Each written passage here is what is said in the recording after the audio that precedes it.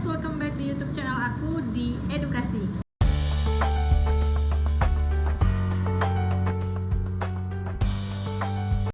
Kali ini aku mau ngajarin kalian tentang beberapa pengetahuan pada perekonomian Indonesia seputar tentang pendapatan nasional, pendapatan daerah, dan beberapa instrumen-instrumen yang ada di dalamnya. Yang pertama yang mau aku kasih tahu ke teman-teman adalah neraca nasional. Terdapat penerapan sistem akuntansi yang konsisten yang akan menggambarkan pertumbuhan perekonomian di dalamnya. Dan di samping aku sekarang udah ada beberapa contoh-contoh nama-nama neraca yang memang digunakan untuk penggambaran pertumbuhan perekonomian di Indonesia. Berikutnya, apakah kalian sudah pernah mendengar apa itu PDB? PDB adalah nama lainnya produk domestik bruto. Jadi lewat PDB kita akan tahu seberapa besar pertumbuhan perekonomian dari berbagai sektor ekonomi yang ada di Indonesia. Dan ini biasanya dihitung menggunakan sektor jasa juga ya. Intinya di dalam PDB segala sesuatu sektor yang berkaitan dengan produksi barang dan jasa akan terikut dan terhitung di dalamnya. PDB dikenal juga dengan namanya GDP, Gross Domestic Product. Gross Domestic Product atau PDB akan menghitung seluruh penghasilan masyarakat di dalam negeri maupun WNA yang ada di dalam negeri Indonesia.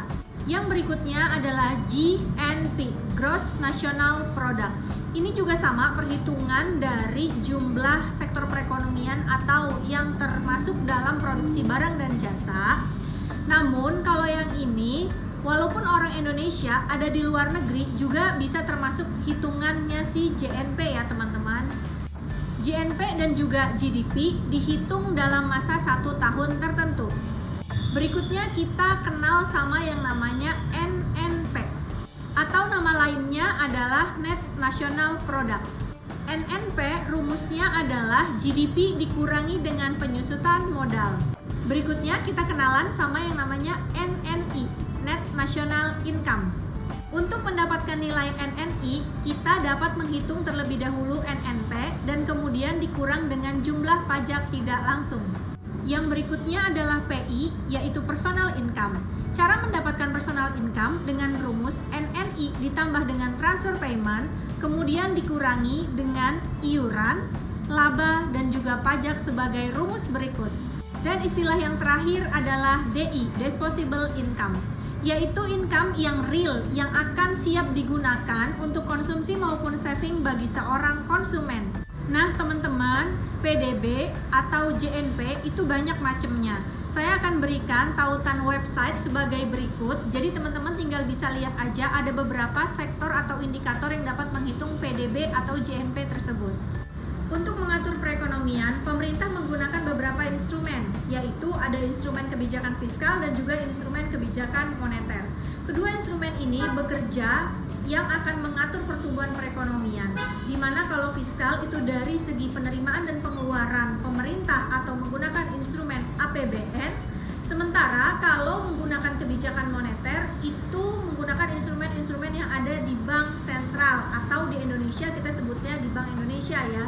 Jadi seperti kebijakan bunga atau nilai tukar atau suku bunga, tingkat diskonto rate dan lain-lain itu termasuk yang kebijakan moneter. Dan yang untuk kebijakan fiskal kita menggunakan seperti penerimaan negara dari instrumen pajak, dari subsidi, bahkan hibah. Dan untuk pengeluarannya kita menggunakan belanja negara. Nah teman-teman udah tahu belum kalau misalkan di negara kita ini menerapkan yang namanya anggaran boleh defisit. Jadi jumlah pengeluaran itu boleh lebih besar daripada jumlah penerimaan. Namun ada syaratnya ya, perlu diingat syarat defisit anggaran pemerintah hanya boleh maksimal 3% dari total PDB. Untuk mencapai sasaran pertumbuhan perekonomian, pemerintah menggunakan instrumen kebijakan fiskal untuk memenuhi pendapatannya. Di mana tadi sudah saya sebutkan ada beberapa instrumen yang jadi bisa sumber pemasukan di negara Indonesia.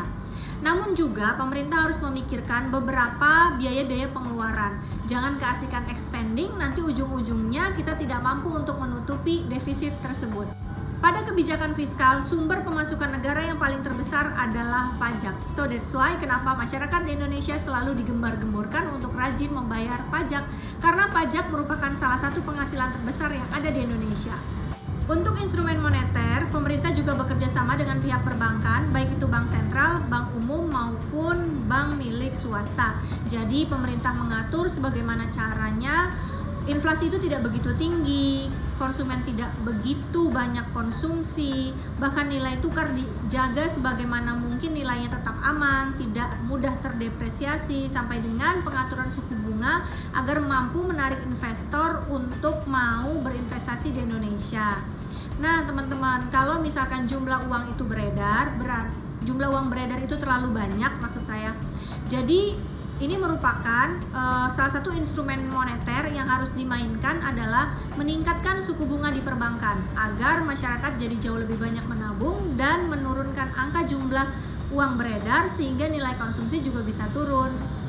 Atau untuk menjaga nilai tukar rupiah agar selalu stabil, setidaknya kalaupun meningkat tidak begitu tinggi, pemerintah selalu menggembar-gemborkan untuk mendukung program ekspor sehingga nilai-nilai barang ekspor yang ada di Indonesia menjadi tinggi atau mencintai produk dalam negeri dan bahkan mencoba untuk mengurangi nilai impor. Walaupun teman-teman juga harus tahu ya, ada beberapa komoditi khusus yang memang kita datangkan impor karena mungkin biayanya lebih murah, instrumen dari dalam negeri belum tersedia, dan ada beberapa banyak faktor lainnya. Teman-teman, mau negara semaju apapun, sekaya apapun, mereka akan selalu membutuhkan kegiatan ekspor dan impor. Karena apa? Karena melalui ekspor dan impor, negara kita bisa memiliki hubungan baik terhadap negara yang lainnya. Sekian dulu ya untuk video pembelajaran hari ini. Terima kasih sudah menonton. Jangan lupa komen, like, and subscribe. Sampai jumpa di video selanjutnya. Dadah!